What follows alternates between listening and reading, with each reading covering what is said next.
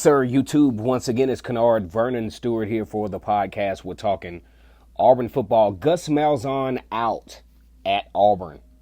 What will the aftermath be, though?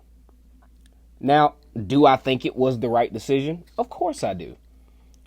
I don't see where Gus Malzahn was ever going to lead Auburn to their level of expectation to where they want to compete for national championships, SEC West, SEC championships on a yearly basis, especially considering in 2010 going to the national championship and winning, going right back in 2013 to the national championship, losing to Florida State within a minute of the game inexplicably, which was the legacy of his tenure at Auburn. Like the video, comment, and subscribe. And as always, it's great to be an Auburn Tiger War Eagle. Now, there are a lot of names that are floating out there. You talk about Lane Kiffin, Mario Cristobal. Hell, even Kevin Steele has become a name that has emerged on the list, which I don't get because Kevin Steele is like 62 years old. I mean, at best, what does he give you, 10 years? It takes a lot of energy nowadays to be a head football coach in power football. Gone are the Pat Dye days when you could be a head football coach and an athletic director at the same time. Just not going to happen. So I'll tell you what, although I think Auburn made the right decision in parting ways with Gus Malzahn because of a lot of factors, including the dude was just stubborn, was not willing to make the changes, was not willing to allow his coaching staff to accentuate their possibilities.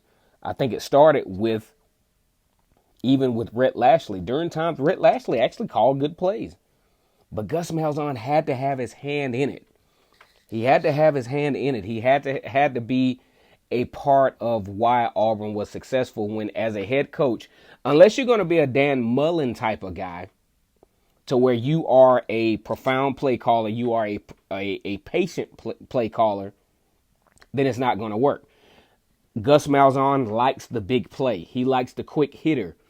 He's not one of those guys that's going to try to manage the down and distance. He's not the guy that's going to try to strategically come up with a firm game plan, play by play, scenario by scenario, the scripted thing to where he scripted the first 10 plays of the game offensively. I think is probably not as effective as what you need for a sound play call, especially against the talented defenses of the SEC.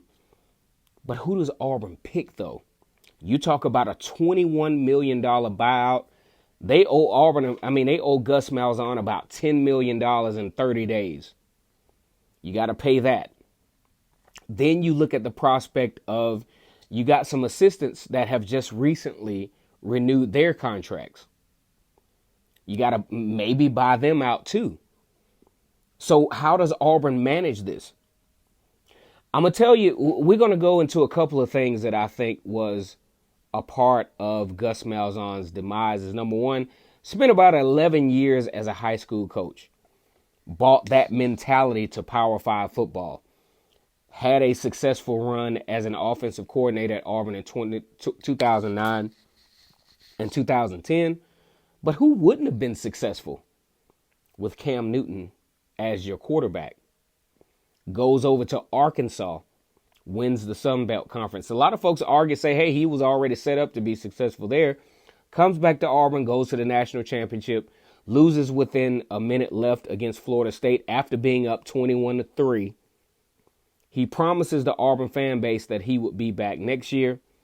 8-5 season the next year later with Nick Marshall, who actually improved passing wise. He goes 8-5 that year, 7-6 the next year, appearing in the embarrassing Birmingham Bowl. In 2016, 2015 goes to the Birmingham Bowl after the flop with Jeremy Johnson. 2016, a pretty promising year.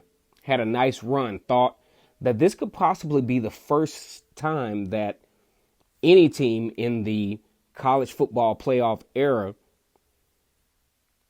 would be a 2-loss team that makes it into the college football playoff. And that was plausible because of the tough nature of the schedule. But what happens? You go to Georgia, you lay a complete egg. You have no solution with Sean White, who is obviously hurt, throws a pick six. A pick six actually beats you in the game against Georgia. Then you go the next week and not having a chance against Alabama. Then you get embarrassed by Oklahoma. 2017, same thing. You have the opportunity to be the first two-loss team to possibly go to the college football playoff. But what happens? You blow that after beating the number one teams in the country in the same month. You beat Georgia at the beginning of the month 40-17. You beat Alabama 26-14. You beat the two number one teams in the country by double digits. And then there's no game plan to execute to get to the next level and compete for a college football playoff spot. Now, I will say this. Gus Malzahn got the contract extension because of that effort. I think it was a horrible business move on the part of the Auburn administration. Likewise, the athletic director is out. In comes Allen Green. 2018, Auburn has a situation to where should have won 10 games. Losing to Mississippi State and Tennessee was absolutely inexplicable. On a run where Auburn was probably played the worst defense in Kevin Steele's tenure outside of what happened this year. And got some new hope with beating Purdue in the Music City Bowl 63-10. Now Gus Malzahn is back calling plays, giving new hope and giving new light.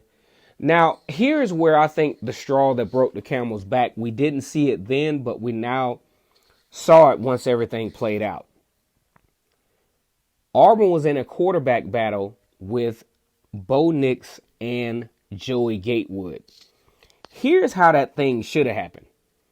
Now, I'm not saying this because of the success that Malik Willis had at Liberty under Hugh Freeze. I'm saying this because of management. This should have been a situation in 2019 where this was Malik Willis's job to lose. Bo Nix comes in as a true freshman. You could easily redshirt the guy. You could easily put him in a situation to where, okay, you start Malik Willis, and worst case scenario, Malik Willis tanks against Oregon. Then you slide Bo Nix or Joey Gatewood into the job. But instead, you roll the dice and rest all your laurels on Bo Nix, a quarterback that we have seen in the last 2 years at Auburn was clearly not ready to take on this role. Will he ever be? That's up for debate. But as of now, no, he's not. He wasn't. So now you're stuck in a situation to where you're having to say, look, if I'm going to go down, I'm going to go down with what I rolled the dice on, and it cost him his career at Auburn. But when you talk about Power 5 football and college football coaches, because of these crazy buyout clauses, I mean, when they get fired, I mean, it's kind of a win-win situation. He can get the buyout, gets the first $10 million, then he gets a stipend over a period of time, and he has his options. But now he's left with a situation that we're going to talk about a little later on. Bo Nix in a tough spot. Because Demetrius Davis said he's still coming to Auburn. And the new coach might not be partial to just segue Bo Nix into an automatic starting position. That's a different conversation. There's going to be a quarterback battle at Auburn. Then you talk about who's going to be retained at this point. Does Travis Williams stay? Is there going to be a situation to where when they negotiate with the new head coach, hey, you got to keep some of these guys, but you're free to get rid of some other guys?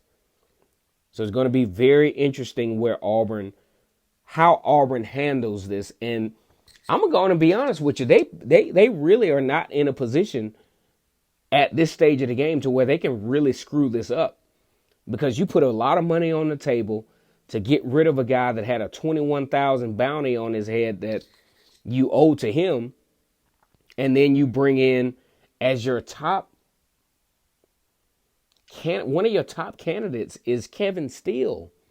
Kevin Steele might have 5, maybe 6 years left as a coach, period. And then you're going to give him the reins of the rigorous portion of running a Power 5 football team as a 62-year-old guy. I just don't think that's fiscally responsible. Like this video, comment, and subscribe to Vernon Speaks Sports Auburn. We got some more content coming. Want to thank you guys for your support. But this is a really, really tricky scenario at Auburn. Auburn fan base, who was probably about 65% of the fan base that absolutely hated Gus Malzahn. And I saw some videos, I saw some comments on some other videos where I talked about this, where I said the fan base hated Gus Malzahn. They like, no, you can't. No, that is bullshit. You guys hated Gus Malzahn. You go to any social media outlet and it's always down in Gus Malzahn. You didn't want him there. Now that he's gone, now you're nervous as to who the next guy is going to be. Let's get these comments up on this particular video. Subscribe to my channel, Vernon Speaks Sports Auburn. And as always, it's great to be an Auburn Tiger, War Eagle.